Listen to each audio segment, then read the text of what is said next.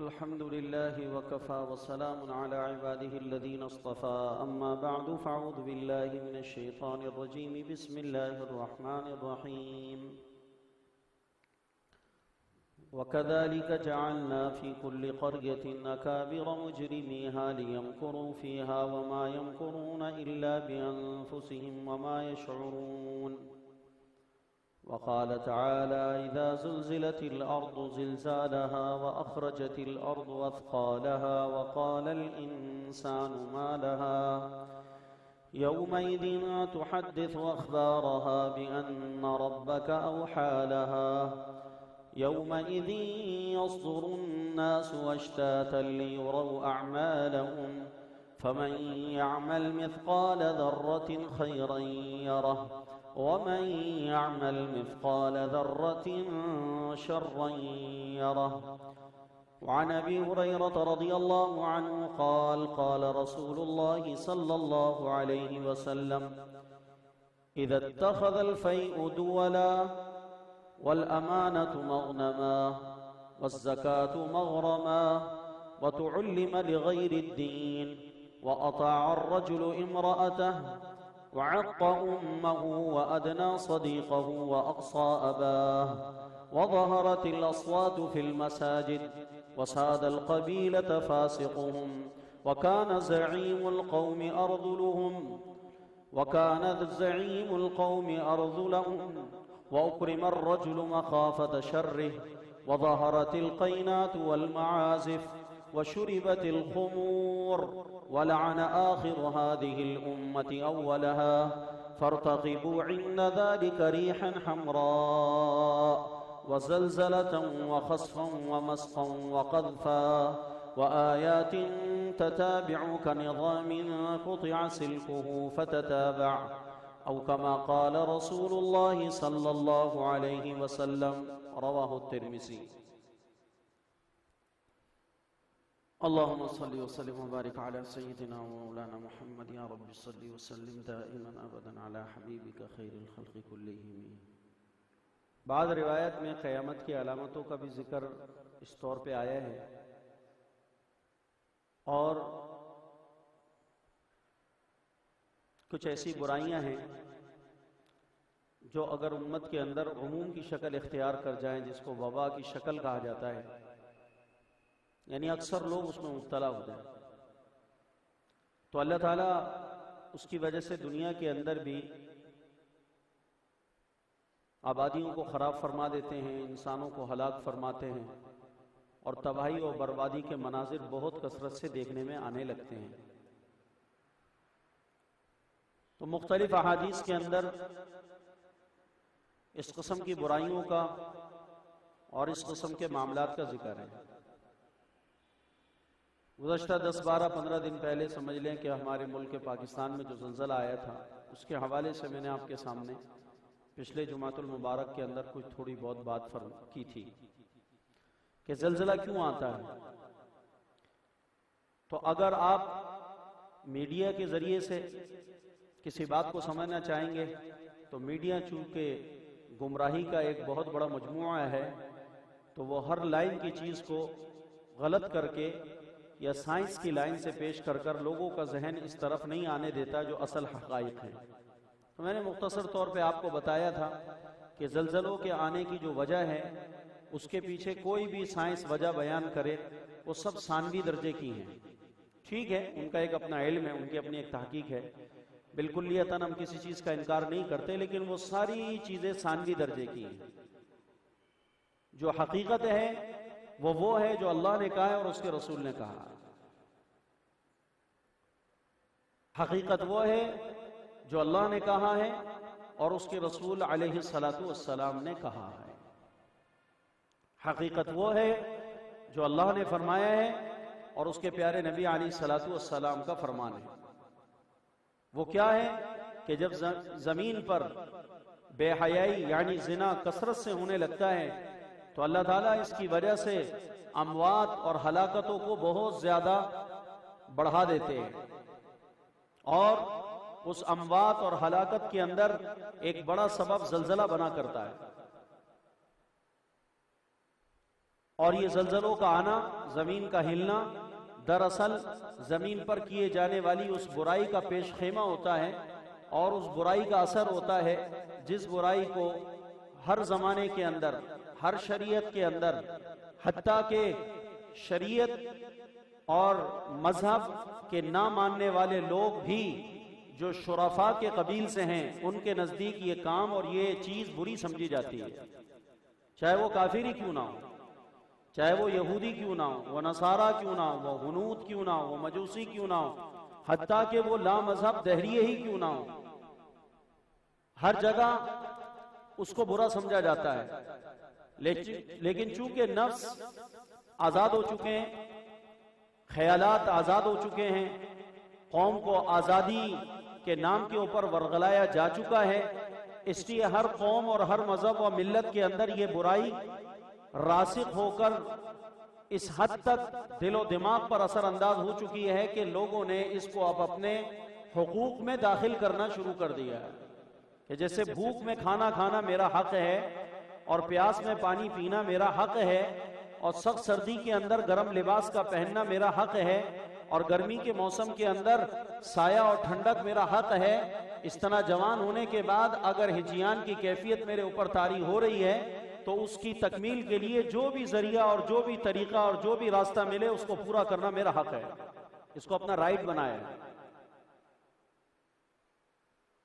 اللہ تعالیٰ چونکہ اپنے بندوں کی ضعف اور کمزوریوں سے واقف ہیں، اور اللہ نے بندوں کو پیدا ہی ضعف اور کمزوریوں کے ساتھ کیا ہے، اس لیے اللہ تعالیٰ نے ایک جائز طریقے سے بندوں کے ضعف اور اس کی کمزوریوں کی پوری رعایت فرمائی۔ چنانچہ بھوک اللہ نے لگائی ہے، اس لیے اس بھوک کے اندر کھانا کھانا بندے کا حق بنایا ہے، اور اس حق کو ایک جائز طریقے سے اختیار کرنے کی اجازت بھی دے دی، بلکہ اگر اس کو وہ جائز طریقے سے اختیار کر لیتا ہے تو فرمایا کہ اس سے تمہاری ضرورت بھی پوری ہو رہی ہے، اور اللہ تعالیٰ اس ضرورت کے پورا کرنے میں اور اس میں لگنے میں بھی تمہارے لیے اجر و ثواب اللہ نے رکھ دیا ہے۔ پیاس اللہ نے رکھی ہے، اور اس پیاس کے دور کرنے کے لیے مشروبات کا پیدا کرنے والا بھی اللہ ہے، طرح طرح کے اللہ تعالیٰ نے مشروبات پیدا کیے، اور بندے کو اس کی اجازت بھی عطا فرمائی ہے کہ تم اپنی پیاس کو بجھانے کے لیے مشروبات کا استعمال کر سکتے ہو، لیکن اس کے اندر ایک جائز طریقہ، ایک درست طریقہ متعین کر دیا ہے کہ اس جائز اور مناسب اور متعین طریقے میں رہ کر تم اپنی پیاس کو دور کر لو، اس سے تمہاری پیاس بھی جاتی رہے گی اور تمہارے کو تسکین اور آرام بھی ملے گا، اور صرف یہ نہیں کہ تمہیں تسکین اور آرام ملے گا اور تمہاری پیاس جاتی رہے گی، بلکہ ہم تمہارے کو اس کے اندر اجر و ثواب بھی مرحمت فرمائیں۔ کیسے اللہ کی ذات مہربان ذات ہے۔ اس طرح حلم مجرہ آپ ساری انسان کے جسم کی جو ضروریات ہیں اس کو آپ بڑھاتے چلے جائیں، کھینچتے چلے جائیں، سب کے اندر یہ ضابطہ آپ کو ملے گا۔ سردی ایک ضرورت ہے، گرمی میں ایک ضرورت ہے،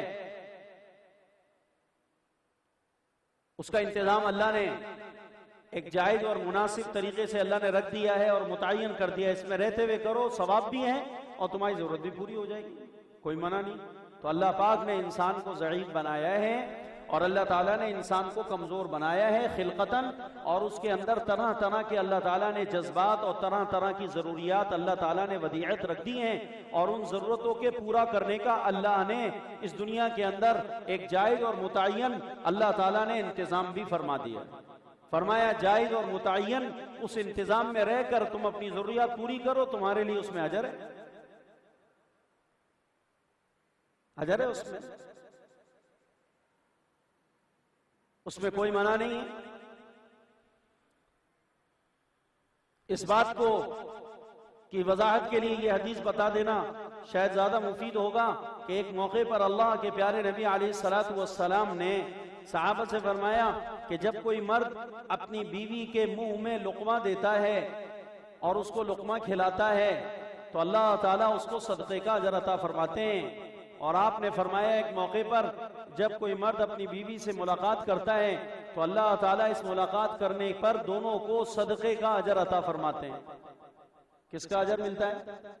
صدقے کا اجر ملتا ہے، اللہ پاک صدقے کا اجر عطا فرماتے ہیں۔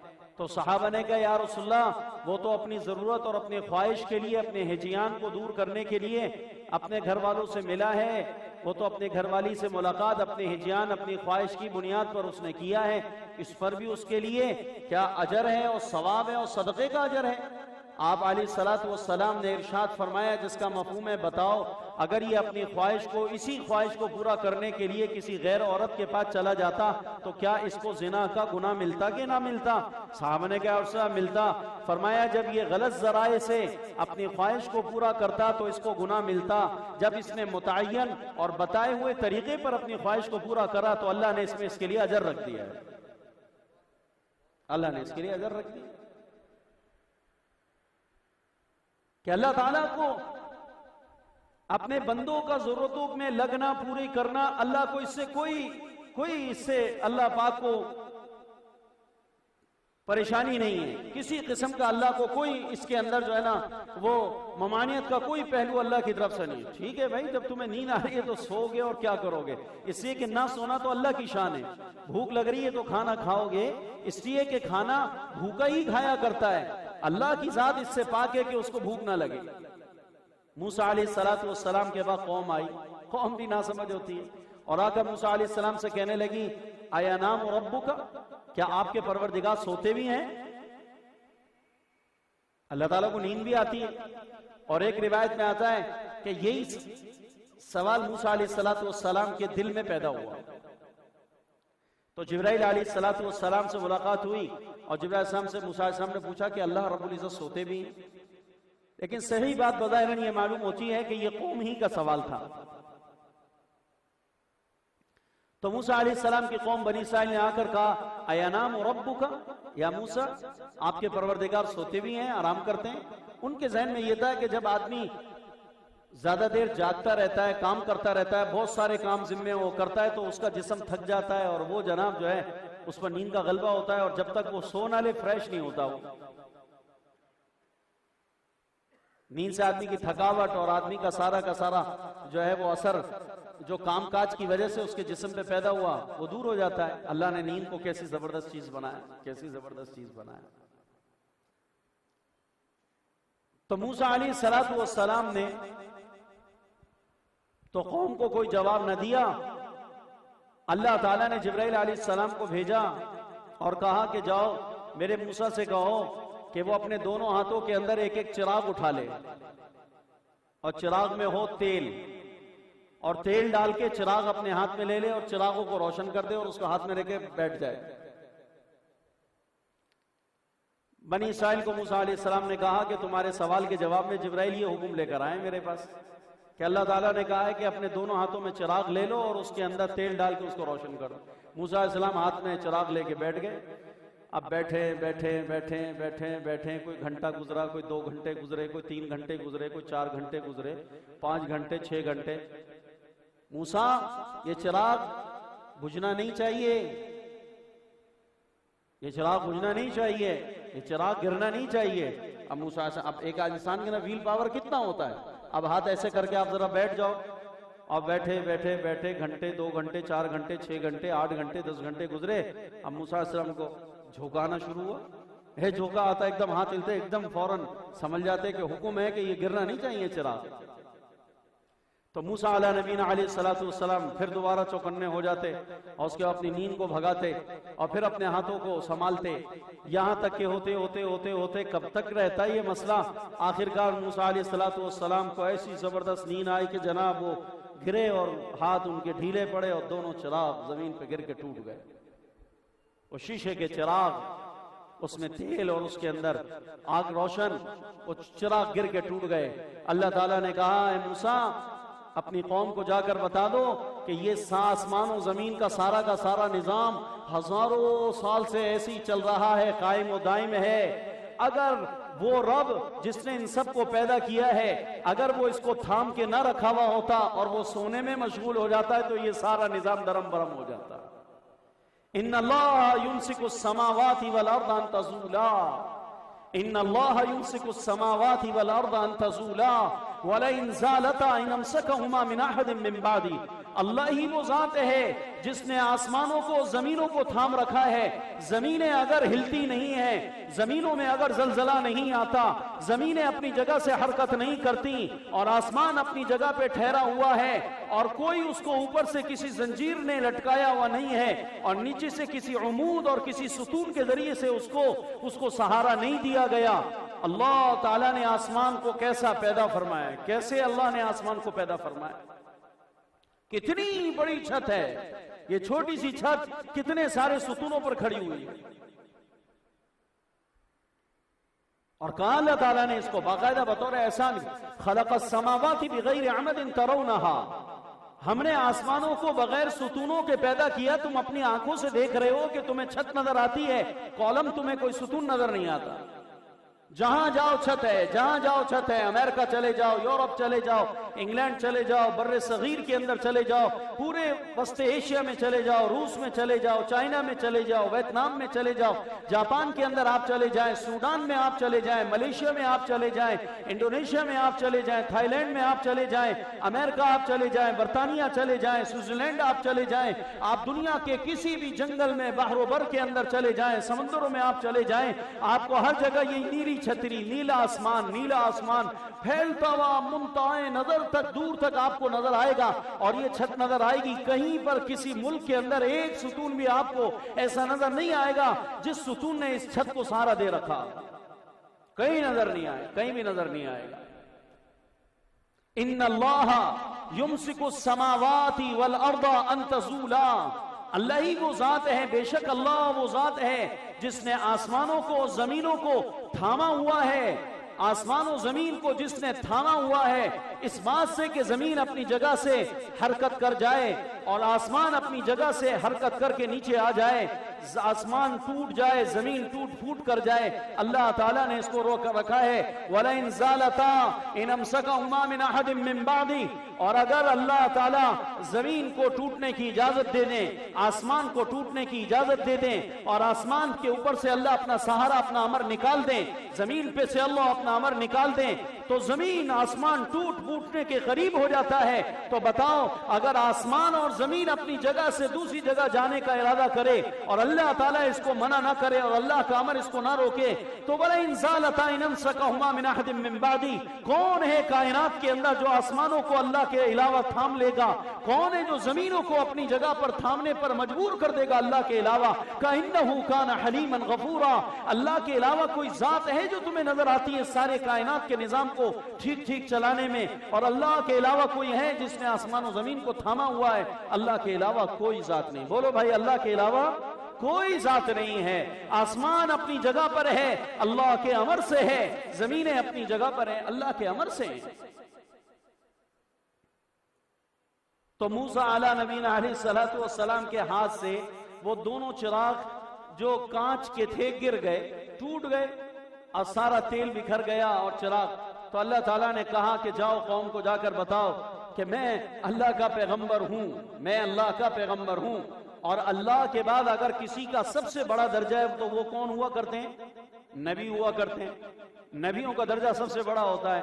تو جو اللہ کے بعد سب سے بڑا درجہ رکھنے والی شخصیت ہے کائنات کے اندر، مخلوق ہے، اس کا حال یہ ہے کہ وہ 4 گھنٹے بھی 2 چراغوں کو نہ سنبھال سکے تو ساری کائنات کو اللہ کے علاوہ کون سنبھال سکتا ہے؟ اور 4 سے 5 گھنٹے لگے. 6 گھنٹے کے بعد موسیٰ علیہ السلام عاجز ہو گئے، لاچار ہو گئے، مجبور ہو گئے نیند سے. اور نیند آئی، اور نیند آنے کے بعد دونوں چھوٹے چھوٹے چراغ موسیٰ علیہ السلام سنبھال نہ سکے. اللہ نے کہا کہ میرے بعد کوئی کائنات میں کتنے بڑے درجے کا انسان کیوں نہ ہو، وہ اس کائنات کے کسی بھی شے کو، کسی بھی نظام کو وہ تھام نہیں سکتا سوائے اللہ کے. پتہ نہیں یہ کیسے احمق بدعتی ہیں کہ یہ شاہ عبد القادر جیلانی رحمت اللہ علیہ کے متعلق کہتے ہیں کہ وہ ڈوبا ہوا پانی کے اندر جہاز، انہوں نے اس کو غرقیابی سے بچا کر نکال کر وہ بچی کی جو دلہن کی بارات آ رہی تھی، وہ بڑھیا کے کہنے پر وہاں تک اس کو پار لگا دیا. نبی سے بڑا کوئی نہیں ہوتا اللہ کے بعد. اللہ کے بعد نبی سے بڑا اللہ کے بعد نبی سے بڑا کوئی نہیں ہوتا.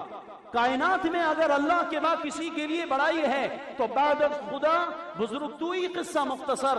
اللہ کے بعد اگر کوئی سب سے بڑی ذات ہے تو وہ محمد مصطفیٰ صلی اللہ تبارک و تعالی علیہ وسلم کی ذات ہے. تو اللہ نے موسیٰ علیہ السلام کو کہا کہ موسیٰ تو میرا کلیم ہے, میرا لاڈلا ہے, میرا چہیتا ہے اور میرا محبوب ہے. میں نے تجھ کو رسالت کے لیے انی اصطفیتک علی الناس برسالاتی وبکلامی فخذ ما آتیتک وکن من الشاکرین. میں نے اپنے سے بات کرنے کے لیے اور تجھے رسول بنانے کے لیے انسانوں میں سے تجھے منتخب کیا ہے. تو میرا لاڈلا اور محبوب ہے, میں نے تجھے رسول بنایا ہے اور تجھ سے میں ہم کلام ہوتا ہوں. کتنا بڑا درجہ موسیٰ علیہ السلام کا ہے. لیکن موسیٰ علیہ السلام چند گھنٹوں کے بعد 2 چراغوں کو بھی تھامنے سے قاصر ہو گئے, عاجز ہو گئے, لاچار ہو گئے, مجبور ہو گئے, اور وہ 2 چراغ گر گئے اور ٹوٹ گئے. اور یہ کہ کراچی والے ان کی دماغوں میں شرک بٹھایا گیا ہے اس خاص باطل اور گندے فرقے کی طرف سے کہ جناب یہ تمہارا سمندر جو ہے کلفٹن کا سمندر کس نے روک رکھا ہے؟ بولو کس نے روک رکھا ہے؟ کہا یہ شاہ عبداللہ نے روک رکھا ہے. یہ باب عبداللہ کا جو مزار ہے اس کی وجہ سے سمندر رکا ہوا ہے. ارے موسیٰ علیہ السلام سے بڑا درجہ ہو گیا شاہ عبداللہ کا, اور باب عبداللہ کا درجہ اس سے بڑا ہو گیا. موسیٰ علیہ السلام تو 4 گھنٹے اور 6 گھنٹے کے بعد اللہ کا دیا ہوا چراغ سنبھال نہ سکیں اور ان کے ہاتھ سے وہ چراغ گرنے کے بعد چورا چورا ہو جائے. تم کہتے ہو کہ یہ سمندر کراچی کا اگر رکا ہے تو بابے نے روک رکھا. موسیٰ علیہ السلام زندگی میں باقاعدہ حیات ہیں اور موسیٰ علیہ السلام چراغ کو نہ تھام سکے, وہ مر کے بھی سمندر کو روکے بیٹھے. تم نے کیا کر دیا درجات کا؟ تم نے کس کو کہاں بڑھایا, کہاں گھٹایا, تم نے کسی کو کہاں تک چڑھایا؟ تمہارے دماغوں کے اندر کہاں سے یہ شیطانی خیالات آئے کہ کیا اللہ کے بعد نبی سے بڑا کسی کا درجہ ہو سکتا ہے؟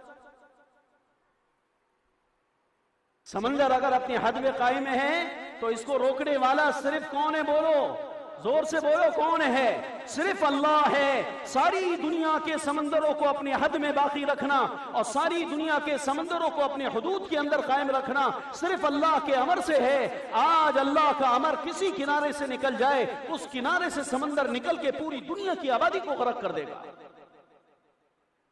کراچی کو غرق کرنے کے لیے, اور اگر پانی کے راستے سے غرق کرنا مقصود ہے اللہ کو, تو اللہ تعالیٰ پانی کے ذریعے سے غرق کرنے میں کراچی کی سمندر کا اپنی حد سے باہر آنے کا محتاج نہیں ہے. اللہ تمہارے اوپر انڈونیشیا سے سمندر بھیج کر یہاں کراچی والوں کو غرق کر سکتا ہے. کر سکتا ہے؟ نہیں کر سکتا. ملیشیا سے سمندر آ جاوے اور بحیرہ عرب آ جاوے اور جدہ کا سمندر یہاں پر آ کر یہاں والوں کو غرق کر دے, اللہ اس پر قادر ہے. اور اللہ کو جدہ کے سمندر کو کراچی والوں کو غرق کرنے کے لیے بھیجنے میں اللہ کو کوئی گھنٹوں کی اور دنوں کی مسافت کی حاجت نہیں ہے. اللہ سیکنڈوں کے اندر وہاں کا پانی, بلکہ اس سے بھی کم وقت کے اندر اللہ وہاں کا پانی یہاں لا کر پوری آبادیوں کو غرق کر سکتا ہے. بیٹھے رہے بابا جان, وہ بابا بیٹھا رہے وہاں پر, وہ کراچی کے سمندر کی حفاظت کرتا رہے بیٹھا ہوا. بنا کے رکھو اپنا عقیدہ, بیڑا غرق ہو گیا قوم کا. عقائد کا بگاڑ اتنا بدترین اور اتنا خراب ترین عمل ہے کہ آدمی چاہے نمازی ہو, چاہے آدمی حاجی ہو, چاہے آدمی کتنے صدقہ خیرات کرے, اگر عقیدے کا بگاڑ ہے تو قیامت کے دن اللہ اس کی کبھی بھی بخشش نہیں فرمائیں گے. بڑا نازک مسئلہ. تو زمینوں پر ٹھہراؤ, زمینوں کا تھما ہوا ہونا یہ صرف اللہ کے امر کی وجہ سے, اور اللہ تعالیٰ اپنے امر کی وجہ سے زمینوں کو ان کی جگہوں سے ہلنے سے روک کے رکھتا ہے. حدیث قدسی کے اندر بھی آتا ہے کہ جب زمین پر برائیاں بہت زیادہ ہونے لگتی ہیں اور خاص برائیاں ہونے لگتی ہیں تو اللہ تعالیٰ سے زمین اجازت مانگتی ہے کہ اللہ تو ہمیں اجازت دے کہ ہم پھٹیں, اور پھٹنے کے بعد ہم ان انسانوں کو, ان آبادیوں کو اپنے اندر نگل لیں. تو اللہ تعالیٰ روزانہ رات میں زمین اور سمندر اللہ سے اجازت لے رہے ہیں. سمندر بھی اجازت لیتا ہے کہ اللہ تو مجھے اجازت دے, میں اپنی حد سے باہر آ جاؤں اور ان کو غرق کر دوں, تیرا کھا کے, تیرا پی کے, اور تیری جو ہے نا زمین کے اوپر رہ کر, یا اللہ تیرے باغی ہو گئے, تیرے نافرمان ہو گئے. تیرے مقابلے پر آنے کے لیے تیار ہو گئے. کافر کرے تو سمجھ میں آتا ہے کہ اس کے نزدیک اللہ کا کوئی تصور نہیں ہے. مسلمان تو جانتا ہے اللہ کی طاقت کو. اور سب سے زیادہ گن کے اڈے انہی سی سائٹوں پہ بنائے جاتے ہیں. آپ دیکھیں جتنا گن ہے نا، پوری دنیا کا جتنا شیطان ترین گندا ترین طبقہ ہے وہ سی سائٹوں پہ جا کے رہتا ہے. سارے گندے لوگوں کو جمع کرنے کے لیے ملک صاحب نے بھی وہی پروجیکٹ بنائے اپنے. تو حدیث میں آتا ہے کہ روزانہ سمندر اللہ تعالیٰ سے اور زمین اللہ تعالیٰ سے اجازت مانگتی ہے، تو اللہ تعالیٰ اس کے جواب میں کہتے ہیں ان کان عبدکم فشأنکم بہ، ان کان عبدکم فشأنکم بہ، اگر یہ تمہارے بندے ہیں تو تم ان کو پکڑ لو، اگر یہ تمہارے بندے ہیں تو تم ان کو پکڑ لو، تمہاری جو مرضی ہے کرو. وَإِن كَانَ عَبْدِي فَمِنِّي وَإِلَيَّ عَبْدِي، اور اگر یہ میرے بندے ہیں، میں نے ان کو پیدا کیا ہے، تو میں اپنے بندوں کی توبہ کا منتظر ہوں. ان اتانی لیلا قبلتہ وان اتانی نہارا قبلتہ، مجھے میری عزت و جلال کی قسم ہے، مجھے میری کبریائی اور میرے بلند مقام کی قسم ہے، مجھے میرے عرش کی قسم ہے، اے سمندروں اے زمینوں، مجھے میری بلند مقام کی قسم ہے، اگر کوئی میرا بندہ رات کا گناہگار دن میں آ کر مجھ سے توبہ کرے گا تو میں اس کی توبہ کو قبول کروں گا، اور اگر دن کا گناہگار رات کے اندھیرے میں آ کر توبہ کرے گا تو میں اس کی توبہ کو قبول کر کر اپنے بندوں کو معاف کر دوں گا. میں اپنے بندوں کی توبہ کا انتظار کر رہا ہوں. ان کان عبدکم فشأنکم بہ وان کان عبدی فمنی والی عبدی ان اتانی لیلا قبلتہ وان اتانی نہارا قبلتہ. دن کا گناہگار رات میں توبہ کرے معاف کروں گا، اور رات کا گناہگار دن میں توبہ کرے معاف کر دوں گا. اللہ پاک اپنے بندوں کو بہت معاف فرماتے ہیں. تو اللہ تعالیٰ کی ذات تعصر سے پاک ہے، اللہ تعالیٰ متاثر نہیں ہوتے، اللہ کی ذات تعصر سے پاک ہے. اس لیے دنیا ساری کی ساری اللہ کی نافرمانیوں سے بھر جائے تو اس کے باوجود بھی اللہ کی بادشاہت میں کوئی حرف اور کوئی فرق نہیں آئے، اور ساری دنیا اللہ کی اطاعت سے بھر جائے تو اللہ تعالیٰ کی بادشاہت میں اور عظمت و جلال کے اندر اور اللہ تعالیٰ کی بزرگی کے اندر اور اللہ کی کمالات کے اندر کوئی رتی برابر بھی اضافہ. یا عبادی لو ان اولکم وآخرکم وانسکم وجنکم وفی روایہ وحیتکم ومیتکم ورطبکم ویابسکم کانوا علی افجر قلب رجل واحد منکم ما نقص من ملکی شیئا.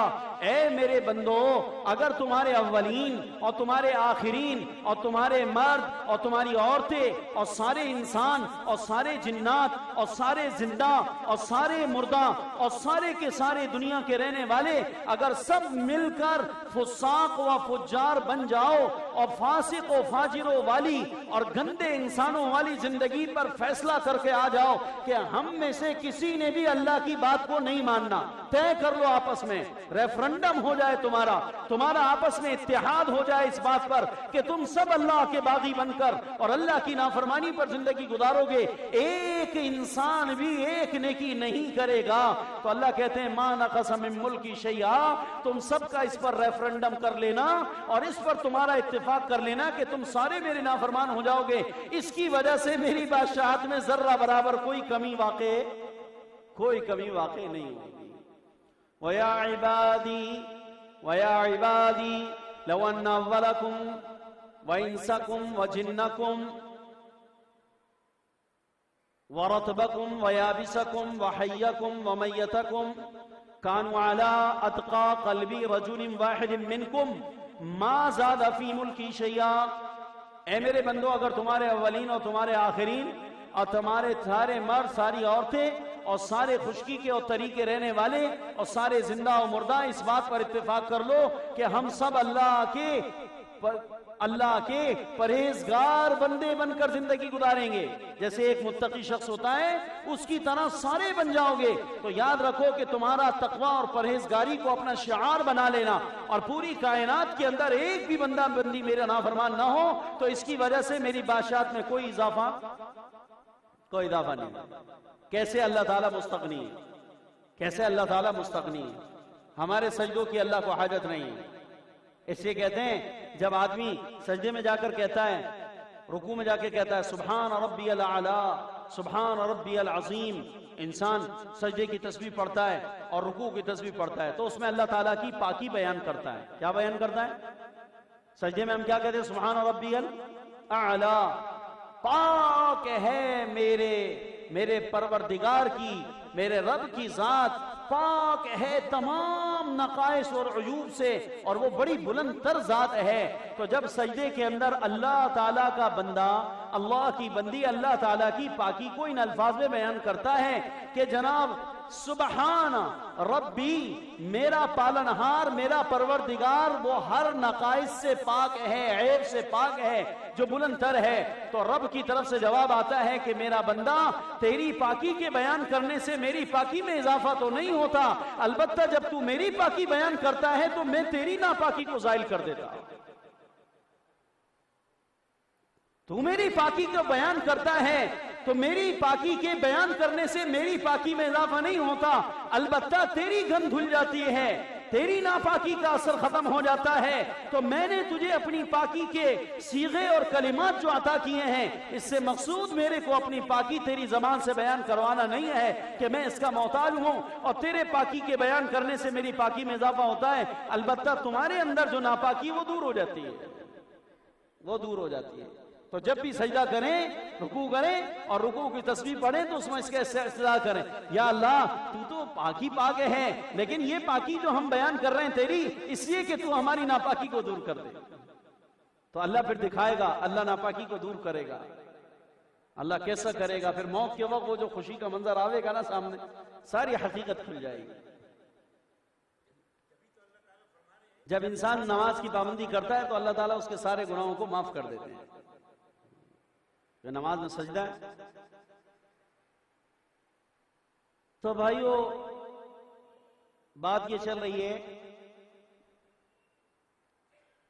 کہ اللہ تعالیٰ نے اس زمین کو تھاما ہوا ہے، اللہ نے ان آسمانوں کو تھاما ہوا ہے، ان پرندوں کو بھی اللہ ہی نے تھاما ہوا ہے، ان پرندوں کو بھی اللہ نے تھاما. کتنے وزنی پرندے ہیں اور خلا کے اندر معلق ہیں. تینوں آیتیں سورہ ملک کے اندر ایک ہی جگہ جمع ہے. أأمنتم من في السماء أن يخسف بكم الأرض فإذا هي تمور أم أمنتم من في السماء أن يرسل عليكم حاصبا فستعلمون كيف نذير ولقد كذب الذين من قبلهم فكيف كان نكير أولم يروا إلى الطير فوقهم صافات ويقبضن ما يمسكهن سوال ہے، ما يمسكهن استفهام ہے، ما يمسكهن إلا الرحمن إنه بكل شيء بصير. ہونا تو یہ چاہیے تھا کہ یہ فضا میں جو وزنی پرندے ہیں ہواؤں میں تیر رہے ہیں، یہ اپنے وزن کی وجہ سے، اس لیے کہ زمین کے اندر ثقل ہے، کشش ہے، اور جب بھی کوئی وزنی چیز ہوا میں فضا میں معلق کی جاتی ہے تو زمین اس کو اپنی طرف کھینچ لیتی ہے، زمین اس کو اپنی طرف کھینچ لیتی ہے، وزن زمین کی طرف آتا ہے اور گرتا ہے. تو اللہ کہتے ہیں اتنے بڑے بڑے وزنی پرندے ہیں تم دیکھتے نہیں؟ اولم یروا الی الطیر مسخرات فی جو السماء، اس خلا کو، آسمان و زمین کے خلا کو کس نے ان پرندوں کے لیے مسخر کیا ہے؟ کبھی پر کھول لیتے ہیں، کبھی پروں کو سمیٹ لیتے ہیں، کبھی کھول لیتے ہیں، کبھی سمیٹ لیتے ہیں. وَيَقْبِضْنَ، تو اللہ تعالیٰ کہتے ہیں مَا يُمْسِكُهُنَّ، ان کو کس نے ٹھہرایا ہوا ہے؟ یہ پرندے کس وجہ سے آسمان و زمین کی فضا میں معلق ہو کر اتنے وزنی پرندے پروں کو سمیٹ لیں تب بھی اس میں فضا میں ہیں، کھول لیتے ہیں تب بھی فضا کے اندر ہیں. یہ اتنے بڑے بڑے پرندوں کو کس نے تھاما ہوا؟ کس نے تھاما ہوا؟ اللہ کہتے ہیں الا الرحمن، اللہ کی ذات ہے جس کو رحمان کہا جاتا ہے. اور یہاں پر صفت بھی اللہ تعالیٰ رحمان لے کر آئیں. عجیب بات ہے، رحمان لے کر آئیں. اس میں اشارہ ہے اس بات کی طرف کہ دیکھو زمین جو ہے وہ تمہاری حرکتوں کی وجہ سے چاہ تو یہ رہی ہے کہ ہلا دی جاوے اور ہل جاوے، اور زمین کا اپنا تقاضا یہی ہے کہ مجھے ہلایا جائے اور آبادیوں کو ختم کیا جائے. لیکن جیسا کہ فضا کے اندر پرندے، تقاضا تو یہ ہے کہ یہ گر جائیں، لیکن ان کو گرنے نہیں دیا جا رہا. تو تھامنے والے کون ہیں؟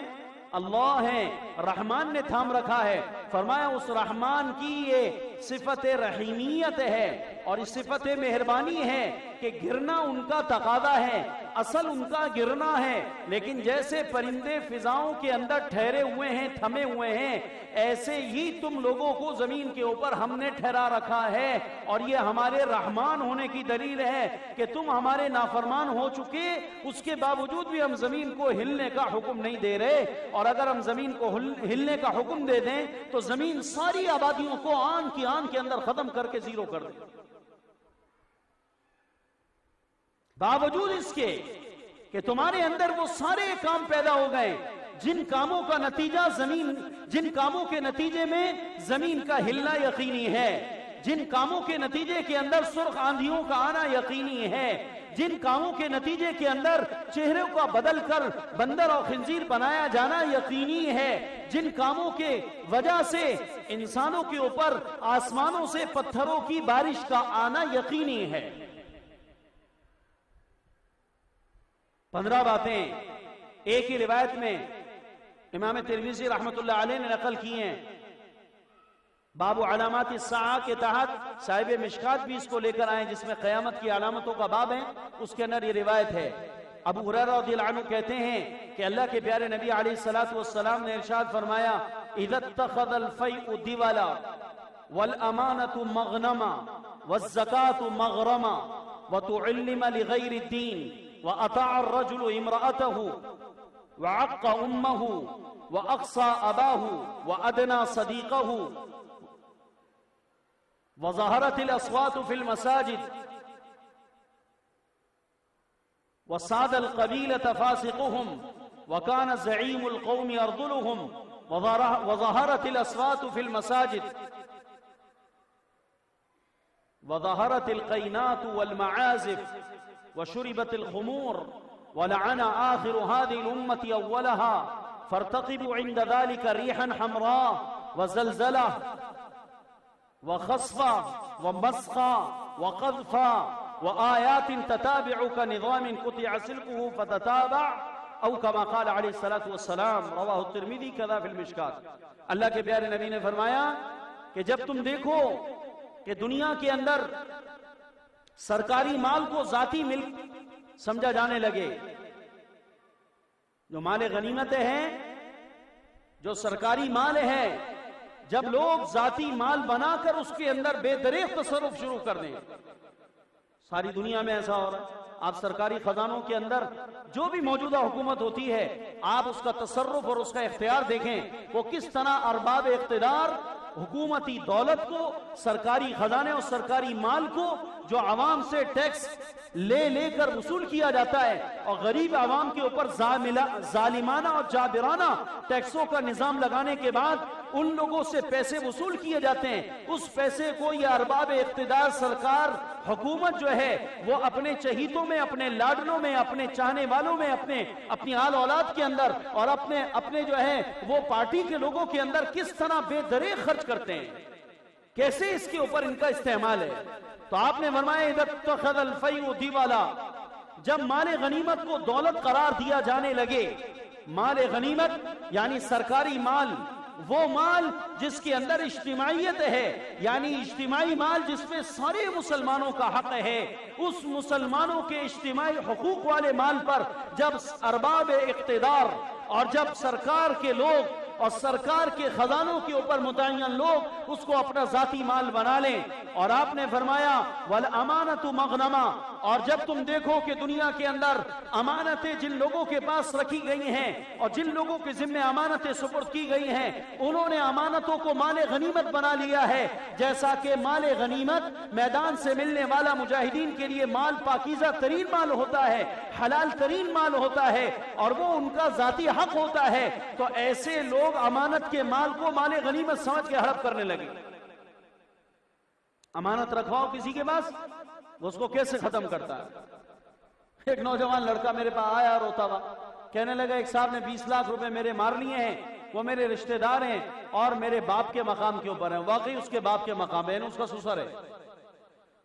تو وہ باہر ملک میں ہوتا ہے، اس کو پتہ چلا بحریہ ٹاؤن کے اندر کوئی پلاٹنگ ہو رہی ہے، اس نے وہاں سے ان کو کہا، انہوں نے کہا ہاں بیٹا بہت اچھا پروجیکٹ ہے، یوں ہے وہ ہے، اور اس کے بعد جناب اس نے وہاں سے پیسے بھیجنا شروع کر دیے، وہ یہاں پر پیسے لیتے رہے اور قسطیں بھرنے کے بجائے وہ اس کو کھاتے رہے، قسطوں کو کھاتے رہے۔ جب بہت سالوں کے بعد وہ واپس آیا اور ساری قسطوں کی ادائیگی کا وقت پورا ہوا، اور جب وہ یہاں پر آیا تو اس نے آ کر ان سے کہا کہ انکل وہ میری فائلیں اور وہ میرے پلاٹ، تو اس کے بعد وہ آئیں بائیں شائیں کرنے لگے۔ وہ ریکارڈ روم میں گیا، وہاں جا کر کلفٹن پہ اس نے تحقیق کری، تو مجھے آ کے کہہ رہا ہے کہ وہاں پر ریکارڈ کے اندر یہ ہے کہ آپ جو ہے ڈیفالٹر ہیں۔ کیا ہیں آپ؟ کیا ہوتا ہے بھائی ڈیفالٹر؟ جی آپ نے کوئی جو ہے نا قسمت نہیں بھری ہے، اور آپ کا تو وہ جو ہے چند شروع میں قسطیں بھری گئی اور اس کے بعد سارا پیسہ آپ کا جو ہے وہ نہیں بھرا گیا۔ اس نے ان کو جا کے کہا تو انہوں نے کہا سسر ہے، سسر باپ کے مقام پہ ہوتا ہے نا، باپ کے درجے پہ ہوتا ہے۔ کہنے لگا بیٹا ہاں اصل میں نے کچھ قسطیں بھرنے کے بعد جب مجھے پتا چلا کہ وہاں پر سٹا وٹا چل رہا ہے اور وہاں پر مارکیٹ نیچے آ رہی ہے تو میں نے تمہارے پیسے نہیں بھرے، اور تو انہوں نے کہا انکل وہ پیسے پھر آپ مجھے واپس، کہا وہ بیٹا وہ تو میں کھا گیا، وہ تو میں کھا گیا۔ کتنے سارے لوگ ہیں جن کی چھوٹی بڑی رقم دوسروں نے ہڑپ کر رکھی ہے ناجائز طریقے سے۔ آپ میں ایسا کوئی ڈسا ہوا بیٹھا ہوا ہو جس کا پیسہ دوسرے نے کھا لیا ہو، چاہے بہت معمولی رقم کیوں نہ ہو یا زیادہ رقم ہو، وہ ذرا سا اس مجمع کے اندر کھڑا ہو جائے جس کا پیسہ لوگوں نے کھایا ہوا ہو، پیسہ کھا گئے ہوں آپ کا، چھوٹی بڑی جو بھی رقم ہو، دینے کا کوئی نام نہیں ہے۔ تشریف رکھیں، بیٹھ جائیے۔ یہ تو اللہ کا فضل ہے، بڑا اچھا مجمع نظر آ رہا ہے، اس کے اندر کوئی کھاؤ پیر بیٹھا ہوا نہیں ہے کہ کسی کا پیسہ کھایا ہوا۔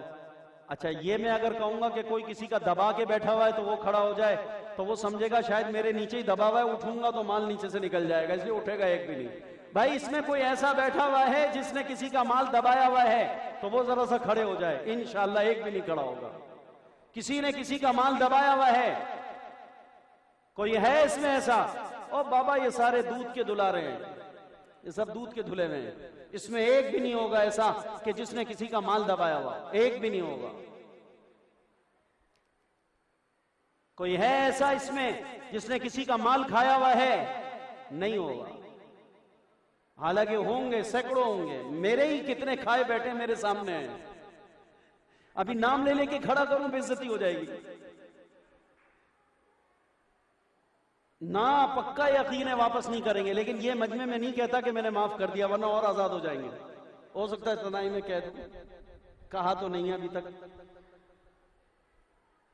لاکھوں روپے کھا گئے بھائی۔ میں نے صرف نکاحوں کی فیس اپنی جمع کری، جو لوگ نکاح پڑھا کے لونڈیا لے گئے یہاں سے مجھ سے حلال کرا کے، اس کی فیسیں جمع کری، وہی تقریباً 1.25 لاکھ کے قریب میرے پیسے قوم پہ پھنسے ہوئے ہیں۔ 1.25 لاکھ روپے میرے صرف۔ میں نے ایک سے کہا، سرکاری نے کہا کہ مجھ سے طے کر لو، نام مجھے دے دو، آدھے پیسے آپ کے تو آدھے میرے، ان کے باپ سے میں نکلوا لوں گا۔ میں نے کہا یار تم تو پولیس والا اسٹائل اپناؤ گے، تو جو مولویوں کے نکاح کی فیس کھا کے بیٹھے ہوئے ہوں، نکاح کے پیسے نہ دیتے ہوں، تو آپ بتاؤ آپ لوگوں کا کیا حل کیا ہوگا؟ لاکھوں روپے شادی پہ لگائے، مولوی صاحب کو 3,000 4,000 5,000 زیادہ، اور بڑے سے بڑی رقم کسی مولوی کو ملی ہے نا، تو وہ آج تک جو ملی ہے کسی کو نکاح میں وہ کتنے؟ 5,000، اس سے زیادہ تو کوئی دیتا نہیں۔ 2 سے میں نے ریکارڈ قائم کروانے کے لیے 10,000 لے لیے تھے۔ میں نے ان سے کہا یار تیرا ریکارڈ بن جائے گا اور ہو سکتا ہے تیرا ریکارڈ یہ تا حیات چلے، اس لیے دے دے ہمت کر کے۔ کہنے لگا یار مولوی صاحب بہت زیادہ ہے۔ میں نے کہا جو تو خرچ کرے گا ابھی ہال والے کو دے گا وہ تیرا پیو لگتا ہے؟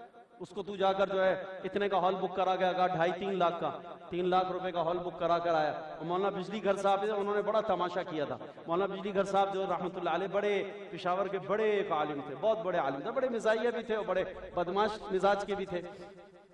تو ان کو ایک جگہ نکاح کے لیے بلایا گیا، اور وہ پٹھان لوگوں کے اندر کوئی سردار قبیلہ تھا، اور اس میں جو ہے وہ تھے فاسق و فاجر، وہ لڑکیاں نچوانا اور یہ کرنا، رنڈیاں نچوانا، یہ سارا کچھ عام طور کے اوپر ہوتا ہے۔ ہمارے یہاں میراثیوں کو یہ شرفا بلاتے ہیں، ہمارے یہاں جو شرفا کہلاتے ہیں، یہ میراثیوں کو بلاتے ہیں، ڈھول بجواتے ہیں سارے کے سارے۔ اب دیکھا جائے تو کتنا عیب والا عمل ہے، عام ہو رہا ہے ہمارے یہاں۔ تو وہ جناب انہوں نے کو بلایا ہوا ناچنے والیوں کو، گانے والیوں کو، اور خوب جناب جو ہے اب مولانا کا وہاں نکاح تھا، انہوں نے نکاح کے اندر جو ہے یہ سارا تماشا لگایا ہوا. مولوی صاحب جب گئے تو مولوی صاحب کو بڑا برا لگا کہ یار یہاں تو سارا فحاشی کا اور فسق و فجور کا ماحول بنایا ہوا ہے اور گند بلا انہوں نے لگا رکھی ہے. اور جناب انہوں نے اتنا بھی نہیں خیال کیا کہ مولانا بجلی گھر آ رہے ہیں نکاح پڑھانے کے لیے، اس کو آگے بھی تقریب کو کر لیتے. خاص نکاح کی تقریب کے اندر سارا تماشا. مولوی نے کہا میں اس کو سبق سکھاتا ہوں، اس کو پٹھان کو میں. اس کے بعد جو ہے مولوی صاحب چلے گئے اور جا کر بیٹھ گئے. اور اس کے بعد مولانا صاحب نے نکاح کے لیے جب تو وہ فی الحال ڈھول ڈھمکے نکاح کے وقت میں تھوڑی دیر کے لیے بند کر دیتے ہیں. تھوڑی دیر کے لیے تو مسلمان بن جاتے ہیں نا، چاہے ساری زندگی کافر رہیں لیکن تھوڑی دیر کے لیے مسلمان بن جاتے ہیں. تو بند کیے. مولوی صاحب نے انہوں نے کہا جی شروع کریں، بسم اللہ کریں. مولوی صاحب نے کہا بھائی میری فیس طے کر لو پہلے، اس کے بعد نکاح میں. تو ہاں جی بالکل آپ کی فیس تو طے ہے، طے ہونا چاہیے. تو کتنی فیس؟ مولانا نے کہا میں 10 لاکھ روپے لوں گا. کتنے؟ 10 لاکھ روپے.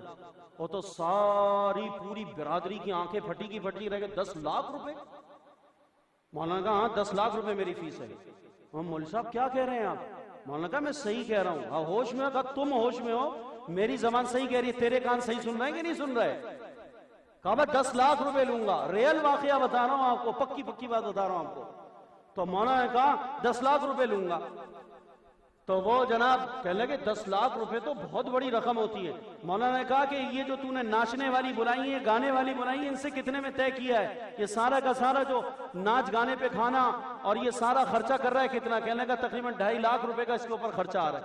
مولانا نے کہا تو ناچنے والی کو 2.5 لاکھ روپے دے سکتا ہے، علامہ کو تو 10 لاکھ نہیں دے سکتا. وہ جہنم کی قیمت تو 2.5 لاکھ روپے دے سکتا ہے اور جنت کی قیمت تو 10 لاکھ نہیں دینے کو تیار ہے. کوئی فرق ہے تیرے دماغ میں؟ یہ جو ناچ گانے کر کے جائے گی کہاں لے کے جائے گا یہ عمل تجھے؟ اور جو عمل میں کر کے جاؤں گا اس سے تیری جنت بنے گی. تو جہنم کی قیمت 2.5 لاکھ روپے اور جنت کی قیمت 10 لاکھ بھی نہ، 10 لاکھ روپے لوں گا. انہوں نے دیکھا مولوی صاحب تو بالکل پاگل ہو گئے. اچھا وہ سیاسی مولوی بھی تھے، بڑا مشہور نام ہے، پشاور والے جانتے ہیں. کون مولوی بجلی گھر کو جانتا ہے؟ ہاتھ اٹھاؤ. اور دیکھو کتنے سارے بجلی گھر کے واقف آ گئے. تو جناب مولانا بجلی گھر صاحب نے کہا 10 لاکھ روپے لوں گا. تو اب وہ جناب اڑ گئے مولوی صاحب. تو ان کو کوئی سمجھ میں نہیں آیا تو باہر نکل کے چند پٹھان کہنے لگے یار مولوی کا دماغ خراب ہو گیا، دوسرا مولوی پڑھ کے لاؤ، دوسرا مولوی پکڑ کے لاؤ. اب وہ دوسرے مولوی کو پکڑ کے لائے تو مولوی صاحب سے کہا نکاح پڑھانا ہے. انہوں نے کہا بالکل پڑھائیں گے. اب دوسرا مولوی صاحب جیسے آیا تو اسٹیج پہ مولوی بجلی گھر بیٹھا ہوا ہے. تو پشاور کا کون مولوی ہے جو مولوی بجلی گھر کو نہ جانتا؟ اس کا نام ہی بجلی گھر ہے. ان کا نام ان کے جلال کی وجہ بجلی گھر پڑا ہوا. وہ بجلی گھر، مولانا بجلی گھر. تو جناب مولوی بجلی گھر کو دیکھا تو جناب مولوی صاحب نے کہا خدا کے واسطے مولوی بجلی گھر کی موجودگی میں میری ہمت ہے کہ میں نکاح پڑھا سکتا ہوں؟ انہوں نے کہا بھائی یہ کیا مصیبت بلا آ گئی. اس کے بعد دوسرے کو بلایا، اس نے بھی کہا بجلی گھر کی موجودگی کے اندر، بجلی گھر کی موجودگی ہے نا. ابے بھائی بجلی گھر کی موجودگی میں کوئی جنریٹر چلا سکتا ہے؟ بولو بھائی وہ بھی چائنا کا جنریٹر چل سکتا ہے؟ اب مولا بجلی گھر تو بیٹھے ہوئے. اس کے بعد جو مولوی آتا ہے آ کر معافی کرتا ہے، معذرت کرتا ہے، چلا جاتا ہے. رات کا بہت حصہ بیت گیا. ان کو اندازہ ہو گیا کہ مولوی نے صحیح گھیرا ہے ہمارے کو. اب نہ نکاح ہوگا، کوئی نہ پورے شہر میں نکاح پڑھائے گا نکاح سے. مولانا نے کہا میری موجودگی میں کسی مولوی کی جرت نہیں ہے تمہارا نکاح پڑھا جائے. یہ نکاح میرا حق ہے، میں آیا ہوں نکاح پڑھانے. فیس دینا تمہاری ذمہ داری ہے، تمہارا باپ بھی دے گا فیس مجھے. بلا آخر مولانا صاحب کے کچھ چاہنے والوں نے مجھ سے کہا مولانا کچھ ریٹ کم کر لے، بہت زیادہ ہیں. چلو مولانا نے کہا کتنے کم کر لو؟ کہا ایسا کر لیں 5 لاکھ کر لیں. مولانا نے کہا چلو غریب معلوم ہو رہے ہیں 5 لاکھ روپے میں. مولانا نے 5 لاکھ روپے کے اندر وہ نکاح پڑھایا. اور 5 لاکھ روپے پر نکاح پڑھانے کے بعد واپس آئے اور آ کر صبح فجر کی نماز کے اندر مدرسے کے وزیر مالیات کو بلایا، جو مدرسے کا خزانچی تھا اس کو بلایا. کہا یہ 5 لاکھ روپے لو، 1 روپیہ میرے اوپر حرام ہے کہ میں اس میں سے خرچ کروں، یہ طلباء کے اوپر خرچ کر دوں، طلباء کا روٹی کا اور راشن کا انتظام کرو. جب یہ فساق و فجار، یہ بغیرت قسم کے لوگ جب یہ ہزاروں لاکھوں روپے دنیا کی رسومات جاہریت پر اور ہندوانہ طریقوں پہ خرچ کر سکتے ہیں تو اہل علم کے لیے ان کی جیب میں پیسے نہیں ہیں. دیکھتا ہوں میں کون نکاح پڑھائے گا میری موجودگی کے اندر. 5 لاکھ روپے دے کر مولوی صاحب نے نکاح پڑھوایا، اپنی ذات پہ روپیہ نہیں لگایا، سارا طلباء پہ خرچ کر دیا. اور مجھے ان کا مرید سنانا کہنے لگا ایسے مولویوں کی ضرورت ہے. میں نے کہا بابا ایسے مولوی تو ہمارے کراچی میں نہیں پائے جاتے، ایسے مولوی تو ہمارے ہاں نہیں ہیں. تو بھائی بات کیا چل رہی تھی، کہاں سے کہاں چلی گئی؟ ہاں پیسہ دبانا. تو بھائیو اللہ کے پیارے نبی علیہ الصلوۃ والسلام نے فرمایا کہ ایسا زمانہ جب تم پر آ جاوے کہ جب مال، سرکاری مال کو ذاتی مال بنا کر خرچ کیا جانے لگے اور امانت کو لوگ مال غنیمت بنا کر اپنا ذاتی مال سمجھ کے اس کے اندر تصرف کریں، اور فرمایا وَالزَّكَاةُ مَغْرَمًا، اور زکوٰۃ جو ہے وہ تاوان بن کر رہ جائے کہ جس سے زکوٰۃ مانگی جائے اس پر ایسا بوجھ آوے کہ وہ سمجھے کہ کوئی تاوان لیا جا رہا ہے، کوئی گنڈا ٹیکس لیا جا رہا ہے۔ فرمایا مسلمانوں کی دینی حالت اتنی گر جائے گی اور مسلمان کے دل میں اتنی مال کی محبت آ جائے گی کہ جب اس کو زکوٰۃ کا حکم سنایا جائے گا اور اس مالدار کے سامنے اس کے سارے مال کا حساب نکال کر اس کو زکوٰۃ کی تعداد بتائی جائے گی تو وہ زکوٰۃ اس کے لیے کیا بن جائے گی؟ بوجھ بن جائے گی، تاوان بن جائے گی، اس پر بوجھ بن جائے گی۔ وَتُعُلِّمَ لِغَيْرِ الدِّينِ، اور جب تم دیکھو کہ علم دین کو جاہ و منصب کے لیے، عزت و مال و دولت کے لیے حاصل کیا جانے لگے، حالانکہ علم دین کے سیکھنے کا مقصد اعلاء کلمت اللہ ہے، اللہ کی رضا ہے، اللہ راضی ہو جائے اور اللہ کا دین دنیا میں غالب ہو جائے۔ اس کے علاوہ کوئی مقصد مدرسے کے کسی طالب علم کا نہیں ہوتا، کسی طالب علم کے ذہن میں اس کے علاوہ کوئی مقصد نہیں ڈالا جاتا کہ کیوں حافظ بن رہے ہو، کیوں مولوی صاحب بن رہے ہو، کیوں قاری صاحب بن رہے ہو، کیوں خطیب صاحب بن رہے ہو، کیوں تم مصنف بن رہے ہو، کیوں مفتی صاحب بن رہے ہو، کیوں شیخ الحدیث بن رہے ہو۔ فرمایا اللہ کو راضی کرنا اور اللہ کے دین کو اور اللہ کے دین کو اللہ کے نبی کا لایا ہوا دین دنیا کے اندر عام ہو جائے، یہ ہماری غرض ہے، اس کے علاوہ کوئی غرض نہیں ہے۔ فرمایا پھر ایسا زمانہ آ جاوے گا کہ وہ دین جس کو اللہ کو راضی کرنے کے لیے اور دنیا میں اعلاء کلمت اللہ کے لیے جس کو سیکھا جاتا تھا، سکھایا جاتا تھا، اب یہ سیکھنا سکھانا مال و دولت کے لیے اور حسب و منصب کے لیے، وجاہت کے لیے ہونے لگے۔ جب تم دیکھو کہ یہ ہونے لگے گا وَأَطَاعَ الرَّجُلُ امْرَأَتَهُ، اور مرد جو ہے وہ اپنی بیویوں کے غلام ہو جاوے، مرد جو ہے اپنی بیویوں کے غلام ہو جاوے، جو کہے وہ کرے، جو منع کرے کرے، جس کو ہم کہتے ہیں مرید زن۔ کیا کہتے ہیں؟ مرید زن ہمارے عام لفظ ہے۔ مرید زن کس کو کہا جاتا ہے؟ وہ مرد جو اپنی بیوی کی ہر جائز ناجائز مطالبے کو مانے۔ ایک ہمارے درمیان کا نوجوان بچہ بیٹھا ہے، مسکرا دے گا میری بات سے، میں نے اس کو کہا داڑھی رکھ لے، اس نے کہا مولوی صاحب بیوی منع کرتی ہے۔ کون منع کرتی ہے؟ بیوی منع کرتی ہے۔ میں نے کہا داڑھی رکھ لے، کہنے لگا بیوی منع کرتی ہے۔ میں نے کہا رکھ لے گا تو بیوی کہے گی اور بڑھاؤ ابھی تھوڑی ہے، اس کو فرق مل جائے گا، داڑھی منڈی بھی حالت میں تیرا اور داڑھی کے بعد کا حال تیرا پتہ چل جائے گا، پھر کہے گی اور بڑھاوے، اور بڑھا لے، اور بڑھا لے۔ وہ داڑھی منڈوں کو پتہ ہی نہیں ہے نا کہ داڑھی بڑھانے سے کیا فرق پڑتا ہے، اسے وہ منڈانے کو کمال سمجھتے ہیں، فرق ہی نہیں پتا، اسی تو بھاگے جاتی ہیں۔ کہتے ہیں مولوی تشدد کرتے ہیں۔ ارے بابا مولوی تشدد کرتے ہیں، سختیاں کرتے ہیں، پھر بھی مولوی کی بیوی طلاق نہیں لیتی، تم اس کو پھولوں کتنا رکھنا چاہتے ہو پھر بھی بھاگتی ہے تم سے، فرق کیا ہے؟ کوئی فرق نکالو نا بیچ میں۔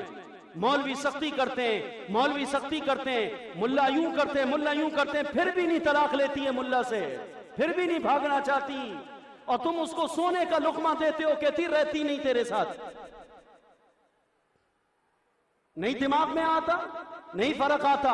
اللہ نے تمہیں جیسا بنایا تھا، تم نے اپنی فطرت سے ہٹ کر زندگی بنائی ہے، اللہ نے تمہارے کو وہیں کے رخ کے اوپر ڈال دیا ہے، تم فطرت پر آؤ، خدا تمہیں واقعتاً مرد بنائے گا۔ تو فرمایا وَأَطَاعَ الرَّجُلُ امْرَأَتَهُ، اور جب عورت کی مرد جو ہے وہ بیجا اس کے ناز نخرے اٹھائے اور ایسے ناز نخرے اٹھانے کے اوپر آ جائے، جو کہے وہ کرتا رہے، جو کہے وہ کرتا رہے، تو پھر ایک وقت آتا ہے کہ یہی عورت اپنے مرد کو اس کی ماں کے خلاف بھی کر دیتی ہے۔ اگلا جملہ ہے اسی کا وَعَقَّ أُمَّهُ۔ جب تم دیکھو کہ یہ مرید زن اور یہ بیویوں کے غلام اور بیویوں کی ماننے والے یہاں تک اپنی بیویوں کے غلام بن چکے ہیں، ایسے غلام بن چکے ہیں کہ اب یہ اپنی ساس کے خلاف اپنے خاوند کو بھڑکاتی ہے، یعنی اس کی ماں کے خلاف اس کو بھڑکاتی ہے۔ یہ اتنا نادان اور اتنا ناسمجھ ہے اور یہ اتنا بے وقوف ہے اور اتنا زیادہ یہ اپنے بیوی کے کہنے میں آنے والا ہے کہ اپنی ماں کو جس نے پیدا کیا ہے، جس نے پال پوس کر اس کو جوان کیا ہے، یہ بے غیرت انسان اپنی ماں کو اپنا دشمن سمجھنے لگتا ہے۔ اپنی ماں کے لیے بددعائیں کرتا ہے مر جائے، اپنی ماں کو گھر میں رکھنا اس کو مصیبت لگتا ہے، اپنی ماں کے لیے روٹی کمانا پکانا اس کو برا لگتا ہے، اس میں اتنی طاقت نہیں ہے کہ یہ اپنی بیوی سے اپنی ماں کی 2 روٹیاں پکوا لے۔ ایک گھر نہیں ہے، ایک گھر نہیں ہے، ایک گھر نہیں ہے، ہزاروں لاکھوں گھروں کا رونا سنا رہا ہوں۔ بوڑھی عورتیں جو ہمارے پاس آ کے دکھڑے روتی ہیں، پھر ہمیں پتہ چلتا ہے کہ گھروں میں کیا عالم ہے۔ بیویوں کو لے جاتے ہیں شاپنگ کرانے، ہزاروں روپے کی شاپنگ کراتے ہیں، اس وقت میں دل چھوٹا نہیں ہوتا، ماں صرف دوا کا پرچہ دے دے اس کا چہرہ کالا ہو جاتا ہے شیطان کا، کہ بیماری پڑی رہتی ہے، بیماری پڑی رہتی ہے، ہر دوسرے ہفتے ہر دوسرے دن ایک دوائی کا پرچہ اٹھا کے دے دیتی ہے۔ کتنی دوائیں لاؤں، کہاں تک کروں، کہاں تک کروں، وہ میرا کام یہی رہ گیا۔ لا حول ولا قوت الا باللہ۔ بڑھاپے ذلیل ہو رہے ہیں، بوڑھوں کو ذلیل کیا جا رہا ہے، بڑھاپوں کی توہین کی جا رہی ہے، باپوں کو ذلیل کیا جا رہا ہے، ماؤں کو رسوا کیا جا رہا ہے۔ تو اللہ کے پیارے نبی علیہ السلام نے فرمایا وَأَطَاعَ الرَّجُلُ امْرَأَتَهُ وَعَقَّ أُمَّهُ، فرمایا جب تم دیکھو کہ بیویوں کے غلام بن گئے اور ماؤں کو ذلیل کرنے پر آ گئے، وَأَدْنَا صَدِيقَهُ وَأَقْصَى أَبَاهُ، اور دوستوں کی محفلیں سجاتے ہیں اور دوستوں کے ساتھ شب اور گپ کرتے ہیں، اور باپ کے باپ بیٹھنے کے لیے ٹانگیں دبانے کے لیے ٹائم نہیں ہے۔ باپ کہتا ہے بیٹا، مولانا طاری جمیل صاحب مدثر فرمانے لگے، ایک بیٹا اپنے باپ سے کہنے لگا، اور میں اس وقت میں بیٹھا یہ دیکھ رہا ہوں کہ یہ کیا کہہ رہا ہے۔ وہ بیٹا کہتا ہے اپنے باپ سے، ابا تو نے میرے واسطے کیتا ہی کیا ہے، تو نے میرے واسطے کیتا ہی کیا ہے، نیا جوڑا پہنا ہوا ہے، ٹھاٹ بانٹ سے کاٹن پہن کے بیٹھا ہے، اور وہ بوڑھا باپ ایک پرانے لباس کے اندر اور ایک پھٹی پرانی لنگی کے اندر ہے، اور یہ بیٹا کہتا ہے تو نے میرے واسطے کیتا ہی کیا ہے۔ وہ بیٹا جب یہ باپ کو کہتا ہے تو باپ کے منہ میں زبان نہیں ہے کہ وہ جواب میں کہہ سکے کہ میں نے کیا کیا ہے اور میں تیرے واسطے کیا کر چکا۔ تو وہ بیٹا، وہ باپ اپنے بیٹے سے صرف یہ کہہ رہا ہے، ہاں پتر، ہاں پتر، کہنے لگے کہ بس اس کی زبان پہ یہ لفظ تھا، ہاں پتر، ہاں پتر، اس کے علاوہ کچھ نہیں کہہ رہا تھا۔ زاروں قطار وہ باپ رو رہا تھا، ارے بھائیو بچپنا یاد کرو، ہمارے باپوں نے ہمیں کیسے پالا ہے، ہماری ماں نے ہماری کیسی پرورش کی ہے، ہماری ماں نے ہمارے کیسے ہمارے ناز نخرے اٹھائے۔ آج بھی میرا محمد چھوٹا، وہ 3 سال کا ہے، میں مطالعہ کر رہا تھا، مطالعے کے وقت میں کوئی بھی مجھے ڈسٹرب کرے مجھے اتنی چڑ ہوتی ہے کوئی انتہا نہیں۔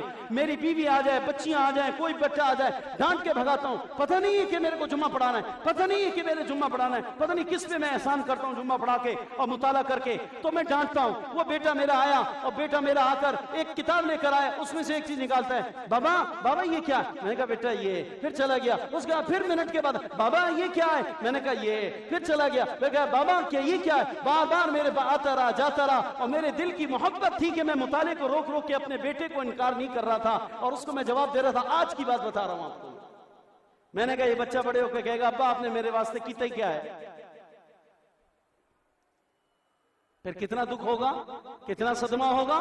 تو حدیث میں آتا ہے اللہ کے پیارے نبی علیہ الصلوۃ والسلام زلزلوں کی وجہیں بتا رہے ہیں کہ دنیا زمین کیوں ہلا کرتی ہے اور زمین کے اوپر زلزلے کیوں آتے ہیں، آبادیاں کیوں غرقیاب ہوتی ہیں، انسان ہلاک کیوں ہوتے ہیں۔ ہمارا پیارا نبی بتا رہا ہے کہ جب تم دیکھو یہ سب کچھ ہونے لگے، جب تم دیکھو یہ سب کچھ ہونے لگے تو تم سمجھ لینا زمین کے کانپنے کا وقت آ گیا ہے۔ زمین برداشت نہیں کر رہی ہے یہ ظلم و ستم، اور زمین یہ سارے کے سارے گناہ برداشت کرنے کی اب اس میں سکت نہیں ہے۔ تو اللہ کے پیارے نبی نے فرمایا وَأَدْنَا صَدِيقَهُ وَأَقْصَى أَبَاهُ، دوستوں کو قریب کریں گے، دوستوں کے ساتھ کھانے کھائیں گے، دوستوں کے ساتھ مجلس ہے، اور باپ کے باپ بیٹھنے کا وقت نہیں ہے۔ باپ اپنے بچے کو بڑھاپے کے اندر ترستا ہے کہ میرا بچہ میرے پاس آ کر بیٹھ کر میری کوئی خدمت کر لے، میری کوئی بات سن لے۔ اور آپ یقین کریں مفتی شفیع صاحب رحمۃ اللہ علیہ، اللہ ان کی قبر کو نور سے بھرے، میں نے پڑھا، مفتی صاحب فرمایا ماں باپ کو اللہ رب العزت نے ایسا نرم دل اپنی اولاد کے بارے میں دیا ہوتا ہے کہ وہ تو معمولی سی خدمت سے بھی راضی ہو جاتے ہیں۔ ان کے لیے کوئی لمبے چوڑے کارنامے نہ کرو، ارے ابا کا پیر 5 منٹ کے لیے دبا دو، 6 منٹ وہ بیٹے سے کہے گا کہ بیٹا بس تیرا بہت شکریہ، اللہ تجھے خوش رکھے، اللہ تجھے آباد رکھے۔ اور ایسے دل سے دعا نکلتی ہے، ایسے دل سے دعا نکلتی ہے، اللہ کے عرش کو باپ کی دعا اولاد کے لیے ہلا دیتی ہے۔ بھائیوں اپنی اولادوں کے لیے بد دعا مت کیا کرو، اپنی اولادوں کے لیے دعا کرے، خوب دعا کرے. اللہ رب العزت نے ماں باپ کو بہت بڑا درجہ عطا فرمایا ہے، بہت بڑا مقام عطا فرمایا ہے. تو اللہ کے پیارے نبی نے فرمایا جب باپ ذلیل ہونے لگے اور جب ماں کو رسوا کیا جانے لگے تو تم سمجھ لینا قیامت قریب آ رہی ہے، اور قیامت کے آنے سے پہلے زمین ہلے گی اور زمین میں زلزلے آویں گے. اور آپ نے فرمایا وَظَهَرَتِ الْأَصْوَاتُ فِي الْمَسَاجِدِ، جب تم دیکھو کہ مسجدوں میں جھگڑے شروع ہو گئے اور مسجدوں میں لڑائیاں ہو رہی ہیں اور مسجدوں میں لوگ شور و شغب کر رہے ہیں اور مسجدوں میں بہت تیز آواز سے باتیں کی جا رہی ہیں، یہاں تک کہ لوگوں کی عبادت میں خلل واقع ہو رہا، لوگوں کی عبادت میں خلل واقع ہو رہا. وَظَهَرَتِ الْأَصْوَاتُ فِي الْمَسَاجِدِ وَسَادَ الْقَبِيلَةَ فَاسِقُهُمْ، اور قوم کا جو سردار ہے، قبیلے کا جو سردار ہے، وہ اس کا فاسق انسان، فاسق و فاجر ذلیل و کمینہ انسان جو ہے وہ قوم کا سردار بن بیٹھا ہے، قوم کا سردار. وہ رائمن والے کیا کہہ رہے تھے، کتنی پیاری بات کہہ رہے تھے یار. دیکھو میں نے ایک لڑکے سے کہا، وہ کونسلر کا ٹکٹ مانگ رہا تھا، میری کل بات ہوئی، اس سے کہنے لگا یار میں نے پارٹی کی طرف سے جو ہے وہ ٹکٹ مانگا، پارٹی نے مجھے ٹکٹ نہیں دیا، ساری زندگی محنت کری، نتیجہ یہ نکلا کہ پارٹی نے کونسلر کا ٹکٹ. میں نے کہا خدا کا شکر ادا کر کے تجھے ٹکٹ نہیں ملا، اس لیے کہ کونسلر کا ٹکٹ کیا مانا ہے اس کا پتہ ہے تجھے؟ ہمارے رائمن والے کہہ رہے ہیں یہ جب سندھ کے اندر 15 آدمی مارے گئے، ابھی جو بلدیاتی انتخابات ہوئے اس میں وہاں پیپلز پارٹی اور پیر پگاڑا کے درمیان لڑائی ہوئی، ان کے لڑکوں کے درمیان آپس میں کریش ہوا، 15 آدمی مارے گئے. انہوں نے کہا کہ جناب یہ 15 آدمی مارے گئے یہ خیرپور کے نہیں تھے، یہ تو سانگڑ کے تھے، اسی کے لاشیں سانگڑ لے کر گئے. تو یہ سانگڑ والوں کا یہاں پر کیا کام ہے؟ اس کا مطلب ہے کوئی فساد کرنے کے لیے ان کو بلایا گیا تھا. بہرحال جو کچھ بھی ہے تو کونسلر کس کو کہتے ہیں؟ کونسلر کس کو کہتے ہیں؟ ہمارے رائمنڈ والے کہہ رہے ہیں کونسلر اس کو کہتے ہیں کہ بھائی بھنگیوں پہ سرداری کا ملنا، اس کے لیے لوگوں کی جانے جا رہی ہیں. کونسلر کا سب سے مرکزی کام کیا ہے بتاؤ؟ علاقے کے اندر سیوریج کا نظام، روڈوں کا گن، کچرے خانے، صفائی ستھرائی، یہ جناب سیوریج، یہ سارا کا سارا یہ کونسلر کے ذمے کا مرکزی کام کہلاتا ہے. تو کونسلر یہ سارے کام بھنگیوں سے کراتا ہے.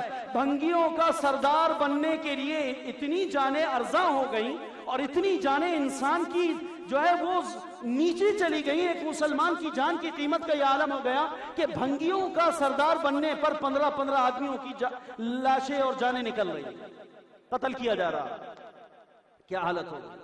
تو فرمایا وَسَادَ الْقَبِيلَةَ فَاسِقُهُمْ وَكَانَ زَعِيمُ الْقَوْمِ يَرْذُلُهُمْ. اور آپ نے فرمایا جب دیکھو کہ قوم کے اندر جو قوم کے سربراہ ہیں وہ قوم کے رذیل ترین لوگوں کو ٹکٹ دیے جا رہے ہیں، قوم کے رذیل ترین لوگوں کو ٹکٹ دیے جا رہے ہیں. سندھ کے اندر سے ہمارے ایک ہندو کھڑا ہوا ہے، اور ہندو کھڑا ہوا ہے، اس کو پتہ ہے میں بنیا ہوں، ہندو ہوں اور مسلمانوں سے ووٹ لینے، تو مسلمانوں کو دھوکہ دینے کے لیے اس نے پوسٹر بنایا. میں اس پوسٹر کو خود پڑھ کر آیا. اس پوسٹر پر چونکہ ہماری گاڑی جب پیٹرول کے لیے رکی سی این جی پمپ پہ تو وہاں پو لگا ہوا تھا، تو اس کے اوپر لکھا ہوا تھا دھوکہ دینا. دیکھو کہتا ہے وہ ہندو ہے، اس کا نام شکر جی لال ایسے کچھ نام تھا، تو اس کا وہ لگا ہوا اور اس کے اوپر بڑی عبارت لکھی ہوئی اور اس پوسٹر کے اوپر لکھا خدا تو سب کا ایک ہی ہے.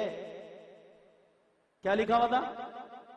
خدا تو سب کا ایک ہی ہے. میں نے پڑھا، میں نے کہا بابا یہ خدا کو مان رہا ہے یہاں پاکستان میں اس لیے کہ اس کو ووٹ لینا ہے. اب دیکھو مسلمانوں سے ووٹ لینے کے لیے کیا کہہ رہا ہے ہندو؟ خدا تو سب کا ایک ہی ہے. مطلب یہ کہ ہندو اور مسلمان کا فرق مت کرنا، یہ دیکھنا کہ ہم سب کا خدا ایک ہی ہے. واہ واہ واہ واہ واہ واہ، کیا بات ہے! دھوکہ دینے کا کیا اسٹائل اور کیا طریقہ! خدا تو سب کا ایک ہی ہے. تو پھر تو یہود، نصارہ، ہنود، مجوسی، صائبین سارے ایک ہو گئے، اس لیے کہ یہ تو سارے اللہ کو تو مانتے ہیں، کسی نہ کسی شکل میں سب اللہ کو مانتے ہیں. دہریے تو دنیا میں کم ہے. تو آپ نے فرمایا کہ جب تم دیکھو کہ قوم کی سرداریاں اور قوم کے بڑے عہدے جو ہیں وہ قوم کے رذیل لوگوں کی طرف چلے گئے. وَأُكْرِمَ الرَّجُلُ مَخَافَةَ شَرِّهِ، اور انسان کی عزت اس کے شر سے بچنے کے واسطے کی جا رہی ہے. انسان کی عزت اس کے شر سے بچنے کی وجہ سے کی جا رہی ہے. وَظَهَرَتِ الْقَيْنَاتُ وَالْمَعَازِفُ، اور آپ نے فرمایا کہ جب تم دیکھو کہ گانے بجانیاں والیاں اور گانا بجانے کے آلات عام ہو گئے اور گھر گھر کے اندر اور محلے محلے میں گانوں کی آوازیں ہیں اور گانے والیوں کی آوازیں ہیں اور موسیقی کے آلات عام ہو گئے. وَشُرِبَتِ الْخُمُورُ، اور شرابیں پی جانے لگیں. وَلَعَنَ آخِرُ هَذِهِ الْأُمَّةِ أَوَّلَهَا، اور اس امت کا آخری طبقہ پچھلے لوگ جو ہیں وہ اگلے لوگوں کو یعنی صحابہ کو گالیاں دینے لگے اور صحابہ کو برا بھلا کہنے لگے، تو آپ نے فرمایا اب زمین جو ہے وہ اپنی کرمٹیں لینے پر مجبور ہو چکی ہے، تو آپ نے فرمایا فَارْتَقِبُوا عِنْدَ ذَلِكَ رِيحًا حَمْرَاءَ، تو تم انتظار کرو سرخ آندھیوں کا، اور آپ نے فرمایا دوسری بات وَزَلْزَلَ، تم زمین پر زلزلوں کے آنے کا انتظار کرو، وَخَسْفَ، اور زمینوں میں دھسائے جانے کا انتظار کرو، اور آپ نے فرمایا وَمَسْخَ، اور صورتوں کے بدل جانے کا اور سور اور بندر بنائے جانے کا انتظار کرو، اور وَقَذْفَ، اور آسمانوں سے پتھروں کی بارشوں کے اترنے کا انتظار کرو، اور آپ نے فرمایا اس کے بعد آپ نے فرمایا وَآيَاتٍ تَتَابِعْ، اور اسی طرح کی اور اللہ کی طرف سے عذابات کی شکلوں کے پے در پے آنے کا انتظار کرو کہ پھر دنیا والوں کے اوپر اللہ کی طرف سے عذابات کی ایسی پے در پے شکلیں قائم ہوں گی اور اتنی تیزی سے آویں گی كَنِظَامٍ قُطِعَ سِلْكُ فَتَتَابَعْ، جیسا کہ ایک ہار ہوتا ہے اس ہار کا دھاگا توڑ دیا جاوے، جیسا کہ ہار کا دھاگا توڑنے سے موتی ایک دوسرے کے پیچھے جلدی جلدی اس لڑی میں سے باہر آنے لگتے ہیں، فرمایا اللہ کی طرف سے پھر زمین والوں پر اس طرح عذابات اور آفتیں شروع ہو جائیں گی۔ یہ سب کچھ ہوگا۔ 15 علامات ہیں اس حدیث میں، 15 علامات ہیں اس حدیث میں ذکر کی گئی ہیں۔ پھر زلزلے آتے ہیں۔ بھائیو اگر ہم آج غور کریں نا، میں آپ کو سچی بات کر رہا ہوں، اگر ہم غور کریں تو اس وقت کے اندر یہ 15 باتیں ہمارے ہاں موجود ہیں، 15 کی 15 باتیں ہمارے ہاں موجود ہیں۔ اللہ تعالی ہماری حفاظت فرما لے، اللہ پاک ہم سب کی حفاظت فرمائے، اور ہر قسم کے اللہ تعالیٰ آفات سے عذابات کی شکلوں سے اللہ تعالیٰ ہمیں محفوظ فرمائے، اور ہمیں اللہ تعالیٰ سچی توبہ کرنے کی توفیق عطا فرمائے۔